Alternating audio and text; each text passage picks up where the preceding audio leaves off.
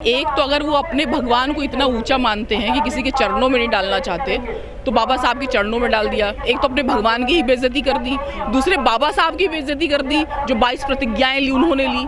तो ये तो वो वही डिसाइड करें वो कर क्या रहे हैं। बिल्कुल बाबा साहब की, पूरा बाबा साहब की बेइज्जती है ये।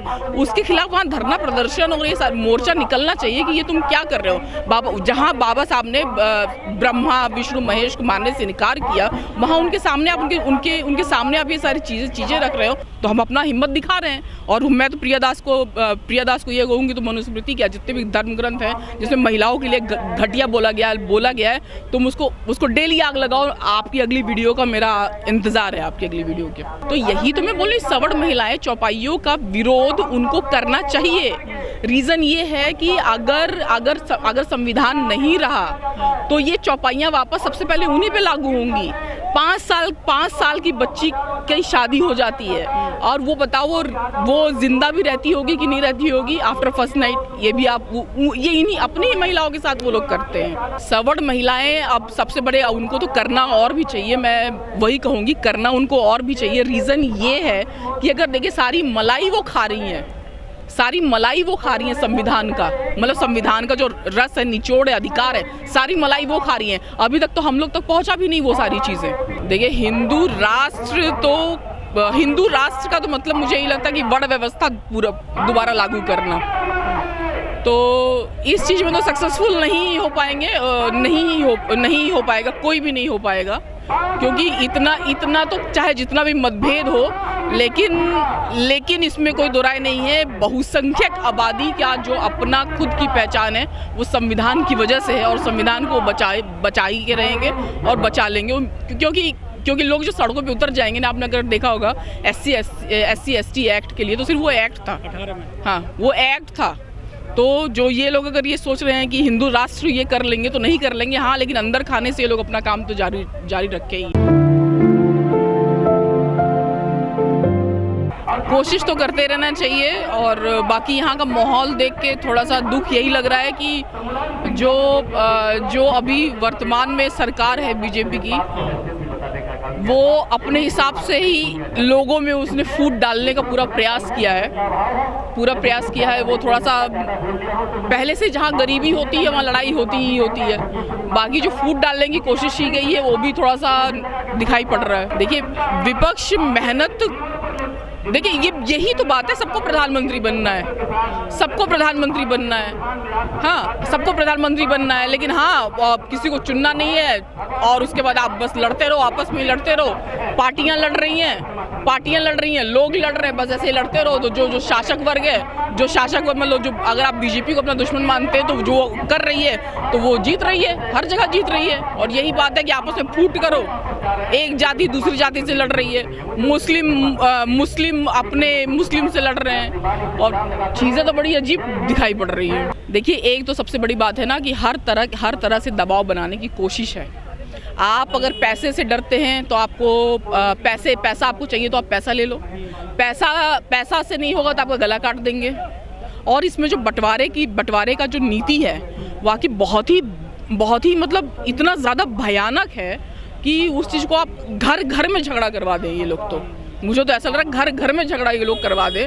और अगर आप देखेंगे तो इस बार जो दिल्ली में भी MCD का इलेक्शन हुआ, बाकी मैं जो इंटरव्यू देती रहती हूँ उसमें मैंने हमेशा ही ये देखा कि हमेशा 20% वोट हमेशा हर साल हर इलेक्शन में कटते हैं। एक घर से पूरे लोग वोट भी नहीं डाल पाते हैं। एक तो ये रहा, दूसरा ये रहा, अपने इनके जो वोटर हैं उनको हमेशा ये मजबूत रखते हैं कि इनके जो पक्के वोटर हैं उनके घर तक लिस्ट चली जाती है कि आपको कहाँ जाके वोट मजबूत करते हैं। हाँ, कहाँ जाके उनको वोट देना है, किस जगह जाके वोट देना है, अपना कोई दिक्कत नहीं है।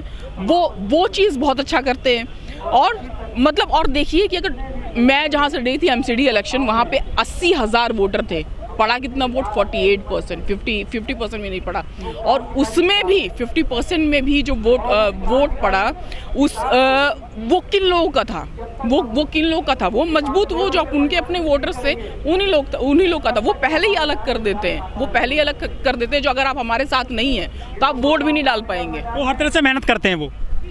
मेहनत करते हैं, मतलब वही बोलते हैं ना, काट किस हिसाब से किसको काटा जाए। मैं पासी कम्युनिटी से आती हूँ, तब अभी यूपी में मुझे दिखाई पड़ रहा है कि राजभर और पासी लड़ रहे हैं, जबकि भर भी पासी हैं, राजभर भी पासी हैं, लेकिन वो लड़ रहे नहीं, तो हमको पासी ही अपना वो कर रहे हैं। और इसमें ये किया गया कि उनको ओबीसी में डाल दिया गया और पासी को एससी में डाल दिया गया। लड़ो। ढोल गवार शूद्र पशु नारी सब ताड़ने के अधिकारी, ये चौपाई बहुत लाइमलाइट होती जा रही है, काफी विरोध हो रहा है ओबीसी के द्वारा इसका। ओबीसी नहीं, हर कोई कर रहा है, एससी एसटी कर रहा है, ओबीसी कर रहा है। अगर आप देखेंगे तो उसमें भी हमारे बहुत सारे लोग ओबीसी कम्युनिटी के ज़्यादातर लोग होते हैं जो जाते हैं और ये करते हैं। और मतलब लेकिन आप जो बोले संविधान की जो बात कर रहे हैं कि महिलाएं क्यों नहीं आखिर इनका प्रतिकार कर पाती, यही आपका सवाल था ना। तो प्रतिकार किस चीज़ का करेंगी? वो फटा जो पहन के जीन्स, ये कौन सा प्रोग्रेसिव है कि मुझे फटी जीन्स पहननी है तो उसका वो करें। कपड़े किसी भी तरह का कोई पहने, उसमें कोई बात नहीं है, लेकिन हाँ ये करनी चाहिए जो ये चौपाइयाँ, ये सारी चीज़ें हैं। बाकी संविधान की बात होती है, मैं बार बार यही कहती हूँ, संविधान जब तक है तब तक यहाँ पे जो 80% जनता है वो सही है। उसको कुछ ना कुछ हम बोल रहे हैं, आप बोल रहे हैं, लोग सुन रहे हैं, ये सारी चीज़ें संविधान के द्वारा ही हुई हैं। अगर ये महिलाएं बोल रही हैं संविधान के द्वारा ही, वरना सबसे पहले तो स्थिति महिलाओं की ही खराब होने वाली है। जो प्रिया दास है, बिहार की रहने वाली है, वो रामचरितमानस में आँच लगाती हैं, सिगरेट पीती हैं, वो फिर वो चिकन बनाती हैं, उनको ताकत कहाँ से मिल रही है ऐसी महिलाओं को?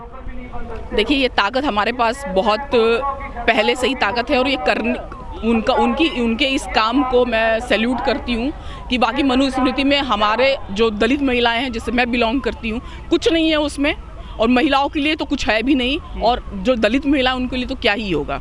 तो अगर हम सवर्ण महिलाएं नहीं हिम्मत कर पा रही, लेकिन हमारे पास हिम्मत के सिवा और काम के सिवा कुछ है ही नहीं, हिम्मत के सिवा और क्या है हमारे पास में। लेकिन नेहा सिंह राठौर भी बिहार से आती हैं, उत्तर प्रदेश में उन पे जो नोटिस भेज दिए जाते हैं 6-7 पुलिस के द्वारा।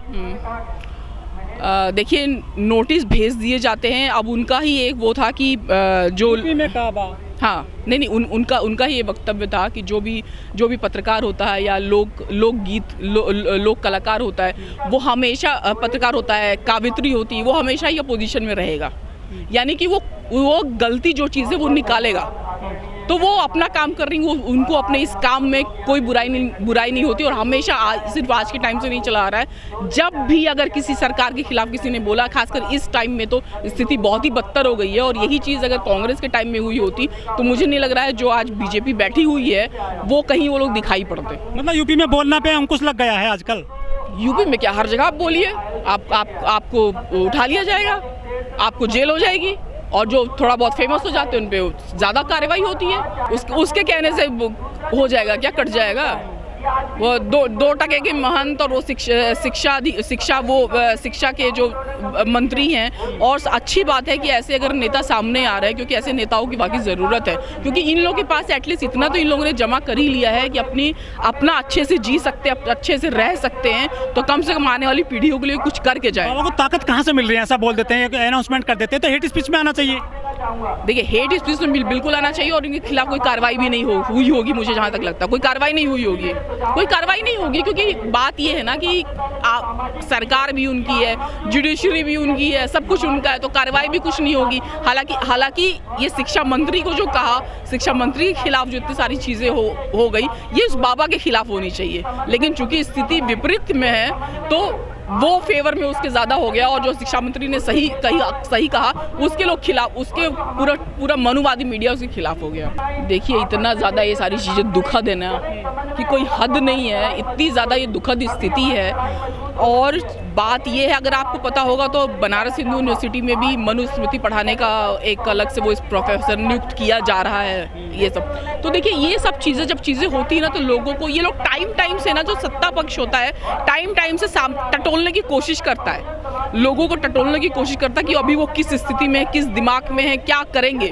अगर कुछ चीज़ें ऐसी होती है, अगर हम लोग के पास सिर्फ संख्या बल है, वो संख्या बल सिर्फ सामने आ जाए तो पीछे हट जाएंगे। जैसे SC/ST एक्ट में हुआ, पीछे हट जाएंगे। वो बार बार टटोलने की कोशिश करते हैं, बार बार हराने की कोशिश करते हैं। में कोई विरोध नहीं कर पा रहा है प्रोफेसर इन चीज़ों का। करेगा कैसे साहब? वो पूरा या तो जेएनयू खत्म कर दो या तो जेएनयू में इस तरह की सारी विचारधारा लागू कर दो, दो ही चीज़ वो कर पाएंगे।